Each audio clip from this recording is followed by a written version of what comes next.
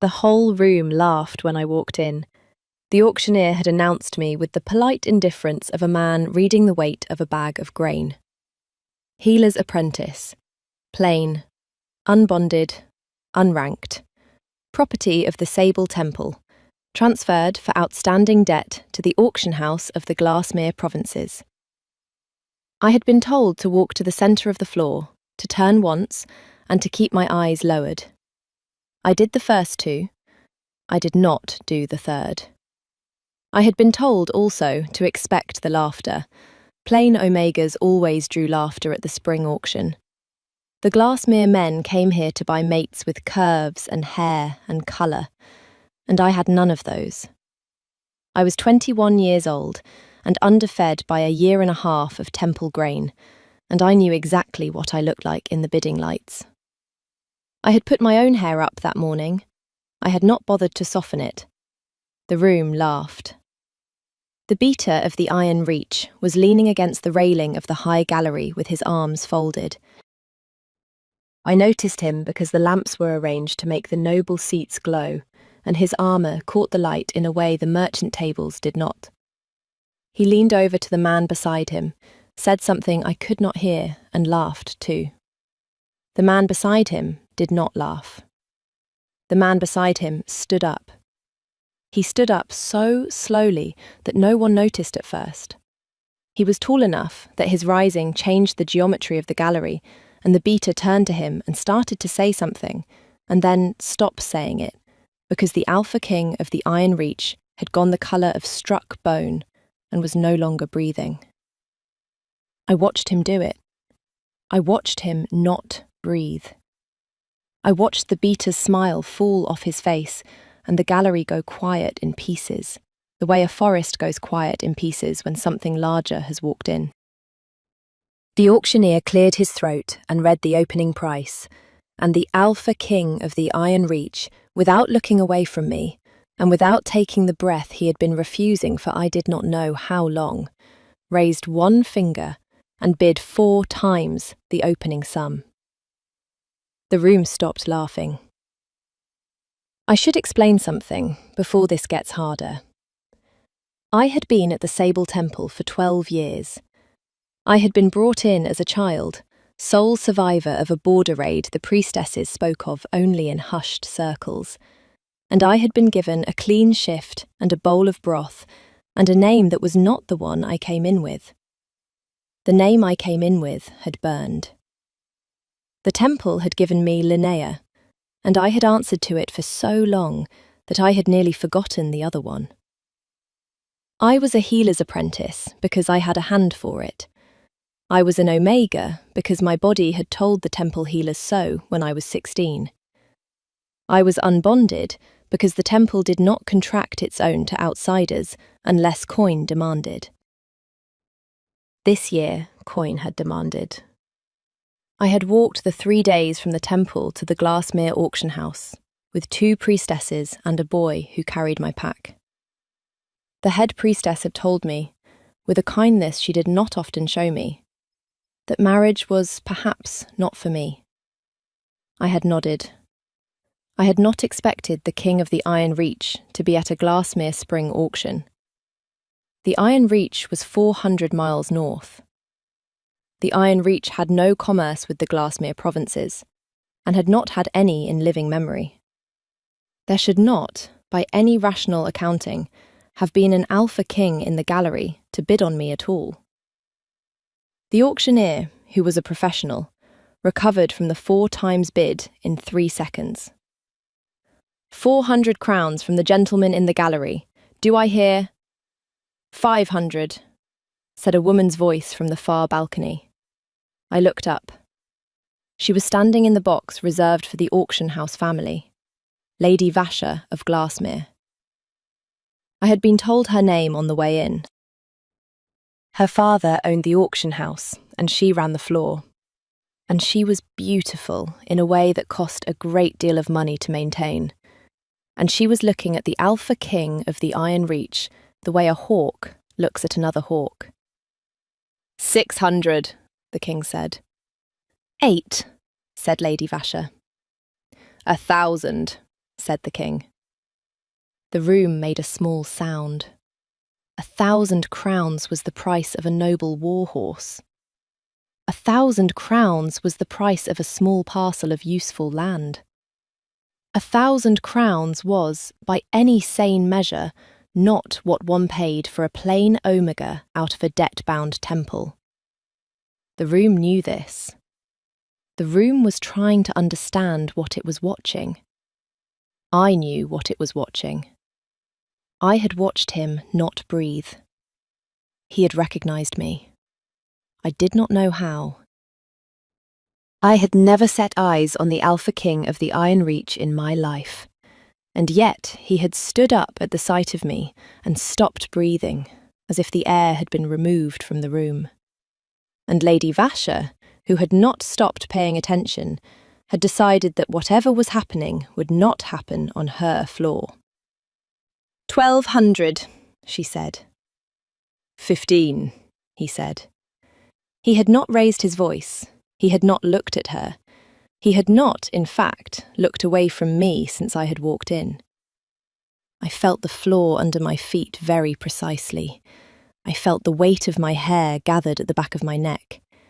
I felt the small iron pendant where it had always sat at the hollow of my throat, which I had worn since the temple gave it back to me when I was 9 years old, which I had been told had been around my neck the day they brought me in.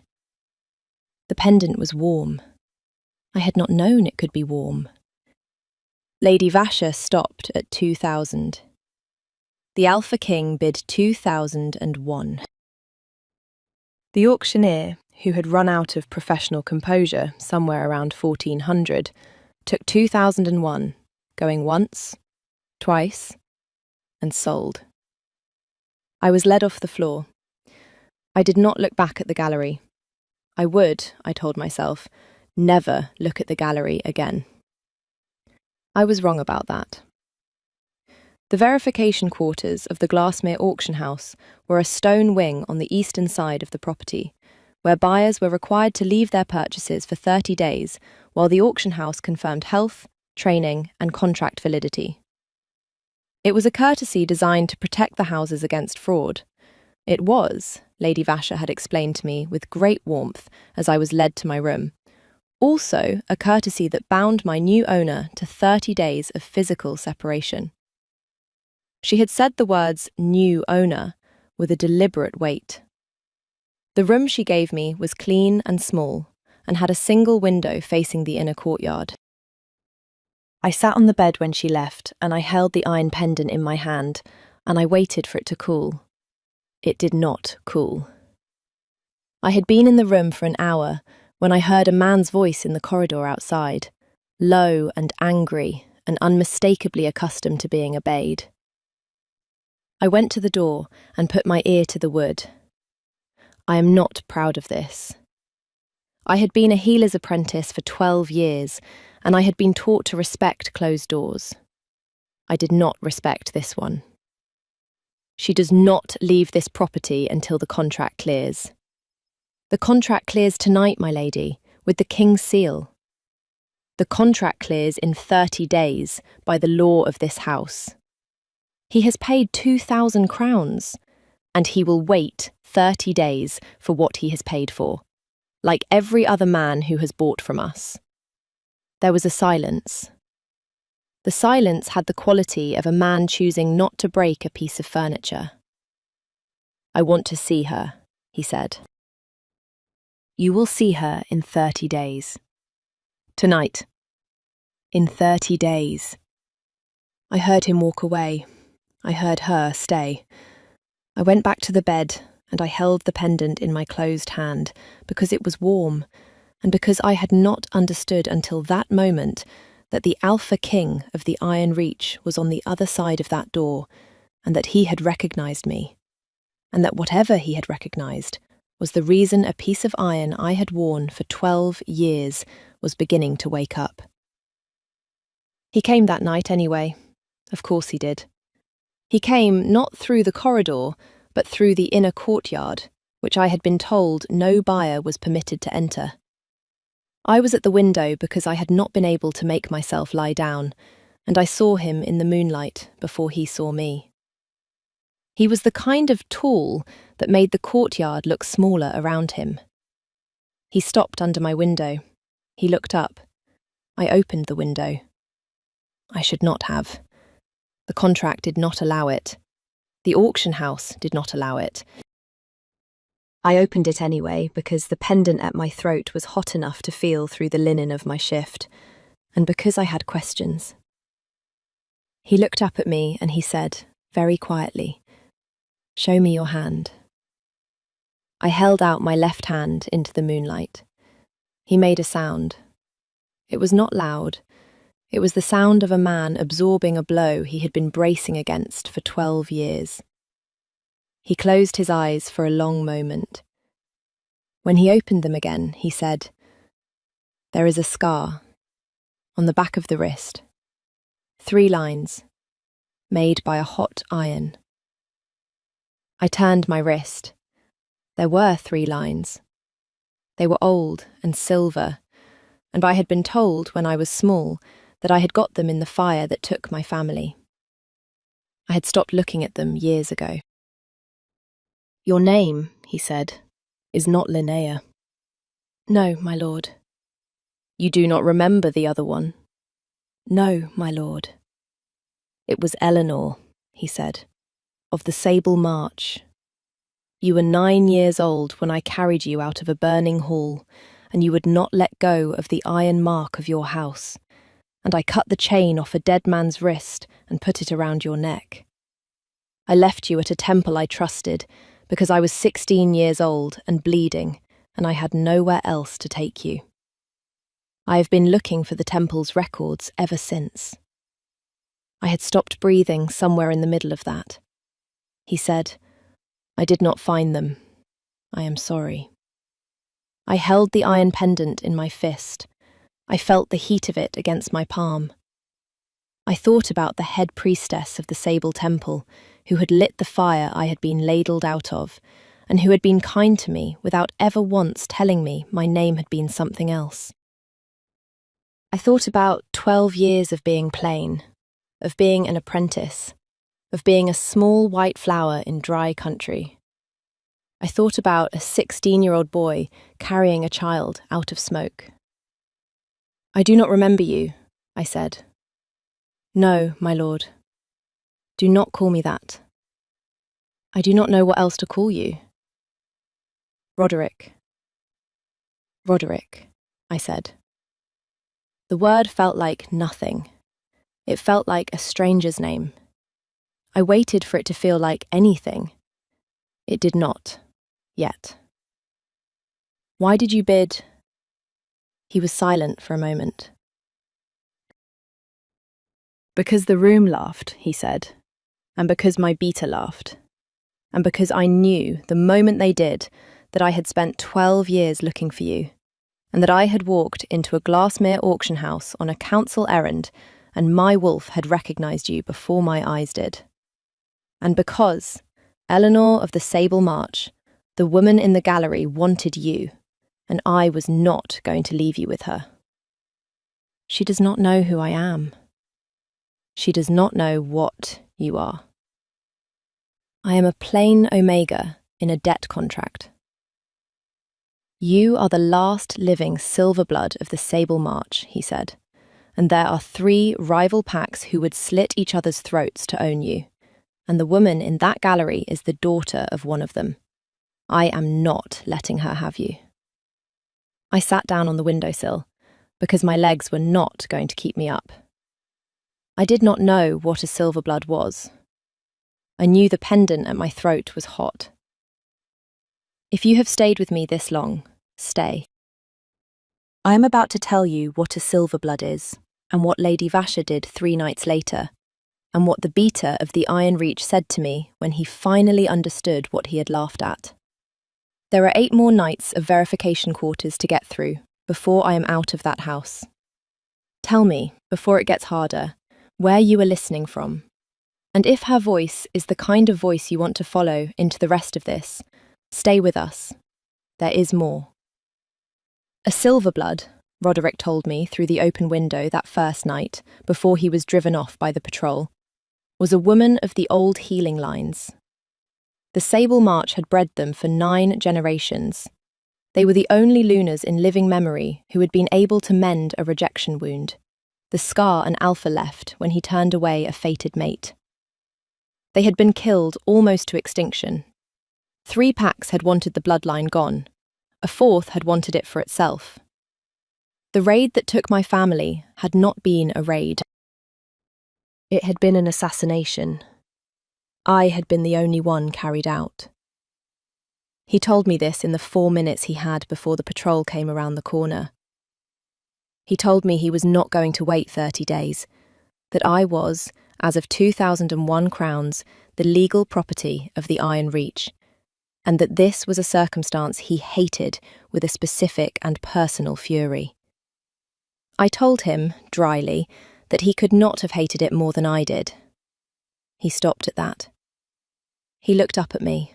He said, "No, I imagine I could not." He left. The patrol came. I closed the window. I sat on the bed, and I held the pendant in both hands, and I thought, with a clarity I had not felt in 12 years, that the head priestess had known. She had lit a fire I had been ladled out of, and given me a name that meant a small white flower, and kept me in a kitchen for 12 years, and sold me on a debt contract to an auction house she knew the daughter of one of the killing packs ran. Then I got up and I knocked on the door until a tired guard opened it, and I asked him, politely, for paper and a pen. I wrote 3 letters that night. I put them under my mattress. I did not tell Roderick about them. The second night, he did not come. The third night, Lady Vasher came. She came alone, which was the first thing that frightened me, and she came late, after the verification wing had been locked. And she came with a small leather case under her arm. She sat down in the chair by my bed. She put the case on her lap. She smiled the smile she had worn in the gallery. "You are an interesting purchase, Linnea." "Yes, my lady." "My father wishes to know what the Alpha King of the Iron Reach saw in you that the rest of us did not." "I would not know, my lady." She opened the case. Inside were 2 small glass vials, a clean cloth, and a thin steel lancet. "It is a blood test only," she said kindly. "We do this with all our high-value contracts, to verify provenance. It will not hurt you. I will do it myself." I knew what the test was for. The temple had taught me to recognize it. It was the test for silver blood, and the head priestess had told me when I was 12 years old that it had been outlawed in 3 provinces because the wrong result was a death sentence, and that I was never, under any circumstance, to allow it to be done on me. I understood now why. I said, "I would prefer not, my lady." "Your preferences do not enter into it." She reached for my wrist. I had been a healer's apprentice for 12 years. I knew where the small bones of the wrist were. I twisted my hand free, and I stood up off the bed, and I backed against the wall, and I said, "I will scream." "You will not." "I will. Loud. The Alpha King is in the buyer's house. He has paid for me. He will hear me before your guard does." She paused. She looked at me with something I could not read. "You are not as plain as I was told, are you?" "I am as plain as I have ever been, my lady. You knew what the test was for." I said nothing. "Interesting," she said, very softly, and she closed the case. She stood up. She put the case under her arm. She walked to the door. At the door, she turned. "You will not last 30 days here, Linnea. I want you to understand that. He paid for you, but he cannot reach you. There are 9 rooms in this wing, and you will go through 3 of them before the month is out. And by the time he is allowed to take you home, You will be a different woman than the one he bid for. I want you to think about this. I want you to think about how loud you can scream. She left. I did not sleep. I wrote a fourth letter. The fourth night, 2 of her men came in through the window. I had pulled the chair against the door. They came not through the door. They came up the courtyard wall, the way Roderick had come up to my window the first night. And they were over the sill before I had registered the noise, and one of them had his hand around my mouth before I had drawn breath to scream. I bit him. The pendant at my throat was burning. I do not know how else to describe it. It was burning, and the heat of it was not coming from the iron. It was coming from me. And the man with his hand on my mouth let go of me with a sound I had never heard a grown man make, and looked at his palm, which was beginning to blister. I drove my knee up into the second man, the way the temple kitchens had taught me when I was 15. I screamed. I screamed at the absolute top of my lungs, the way the temple had also taught me, on the very specific note that carries through stone. The Alpha King of the Iron Reach was, by his own later admission, in the courtyard. He was over the sill in less time than I would have believed possible for a man of his size. The first man, the one with the blistered palm, did not survive him. The second man, the one I had kneed, was thrown out the window into the courtyard, where the patrol that had finally come running discovered him with a broken collarbone and a contract that named Lady Vasher as his employer. Roderick stood in the middle of the room. He was shaking. I had never seen a man that size shake. He said, "Did they touch you?" He had his hand over my mouth. Anywhere else? No. He closed his eyes. He opened them. He looked at the pendant which was sitting on the linen of my shift and was, very faintly, glowing. "It woke up," he said. "Yes. That was you. The blistering. I think so. You have not been trained. No. It is going to hurt you, Eleanor. I know. It is going to try to come up too fast, and it is going to hurt you. I know." I sat down on the bed. I put my hand over the pendant. The heat of it was bearable then, the way a banked fire is bearable. He sat down on the floor across the room from me, the way one sits down across from a frightened animal, and he did not move from there until the patrol arrived to take the second man away. When they were gone, he said, "I'm taking you home tonight." "The contract?" "Void.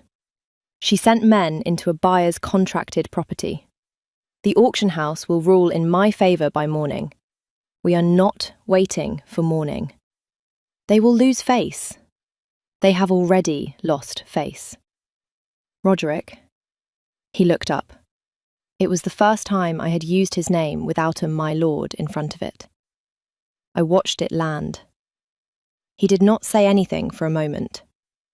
Then he said, very quietly, "Yes. I want to write a letter to the head priestess of the Sable Temple before we go." "Why?" "Because she knew. And I want her to know that I know." He nodded. "I will give you the time." I wrote the letter. It was short. It said only what needed saying. I sealed it. I put it on the table by the door. Then I let him take me out of the verification wing of the Glassmere auction house in his arms, because by then the heat of the pendant had spread up into my throat and down into my hands, and I could not, when it came to it, make my legs do what I asked them to. He carried me out through the courtyard. The patrol parted for him. The auction house guards did not move. Lady Vasher was not in the corridor.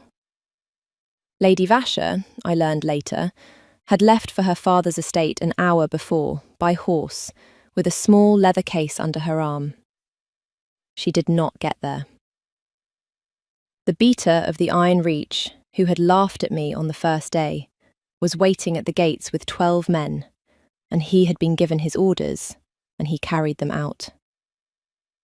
The cost came 2 days later, after we had made it across the border into the Iron Reach, and I had been put in a bed in a stone fortress that smelled of pine and cold iron. The pendant had not stopped glowing. The heat had not stopped coming up through me.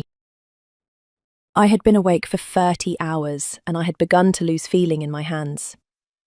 The healer of the Iron Reach, an old woman with no teeth and the worst bedside manner I had ever encountered in my profession, told me that the silver blood was trying to come up at the rate of 12 years, and that this was, in her opinion, going to kill me unless we burnt some of it off deliberately. I asked how. She said, the rejection bond. She said, you have not got one. You have not got a fated mate to bond to. We will have to make one. She looked, when she said this, very pointedly at Roderick, who was standing in the doorway with his arms folded and his face in the expression of a man who has been refusing to allow himself something for 36 hours and is running out of road. I said, he is not my fated mate. She said, he bid 2,000 crowns, child. His wolf has decided. You decide whether to let it happen. I looked at him. I had known him 3 days. I had known of him forever, in the way an orphan knows of the people who saved her. But I had known him as a man for 3 days, and I had been carried in his arms across a border, and I had asked him what to call him, and I had said his name without a title, and his wolf, the old healer was telling me, had decided. His wolf had been quieter than he was, since the gallery. I had noticed. I said, Roderick. Yes. Is your wolf decided? He took a long time to answer. He was, after all, the reluctant king. He was a man who had stopped breathing in a gallery and recognised me and bid 2,000 crowns and carried me 400 miles, and he was still, on principle, going to make me ask. Yes, Eleanor. And you? I am catching up. How fast? Not fast enough. Faster than I would like. I almost laughed. I would have if the cold from the silver blood had not just driven up into my jaw and locked it. I made the sound the laugh wanted to be instead.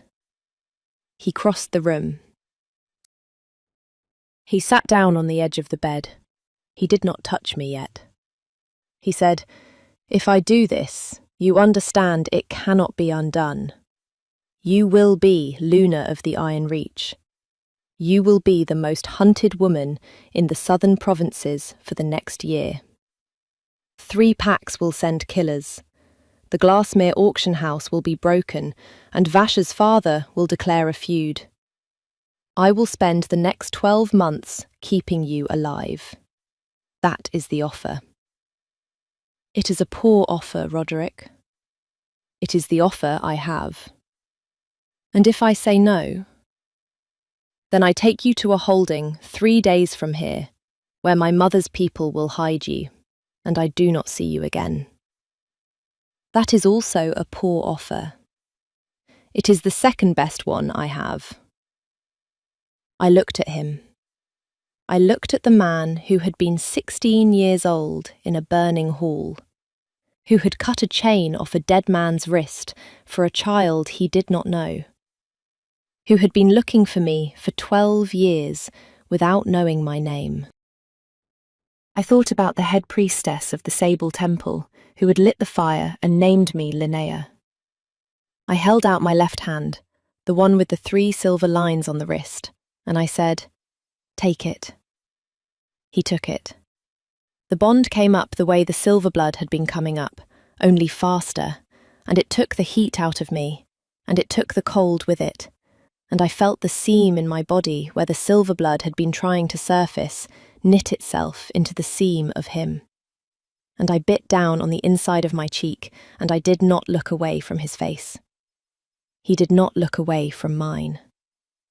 The old healer, who had seen worse things, watched without speaking. When it was done, I was shaking. My hands had gone white and were beginning to come back. The pendant at my throat was cool. He said, "Eleanor." "Yes?" "My wolf has stopped arguing with me." "Good. It says I am very late." 12 years late, Roderick." "Yes." "Make it up to me." He laughed. It was the first time I had heard him laugh. It was a rough, surprised, slightly broken sound, the sound of a man who had not used the muscle in a long time, and I made a small private note that I was going to hear it again. The beater of the Iron Reach came to my chambers a week later, when I could stand without help. He was a large man, and he had a careful face, and he had already spent the week not looking at me directly. He came in and he stood in the doorway. He did not sit down. He said, "Luna." "Edric?" "In the gallery, at the auction house. I laughed when you walked in." "Yes." "I would like to ask your forgiveness." I considered him. I considered the room he had laughed in, and the women who had walked it before me, and the women who would walk it after me if no one with any standing said anything about it. And I considered, mostly, that he had ridden 12 men to a gate and broken Lady Vash's spine on a road 3 nights ago. I said, "You may ask, Edric." "I am asking, Luna. I will think about it." He looked, briefly, like a man who had been hit.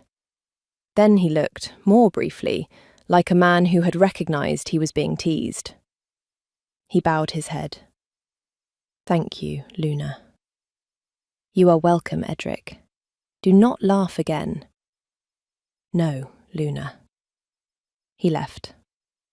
Roderick, who had been pretending not to listen, said, "You are going to be insufferable as Luna." "Yes." "Good." It is a year later, as I tell you this.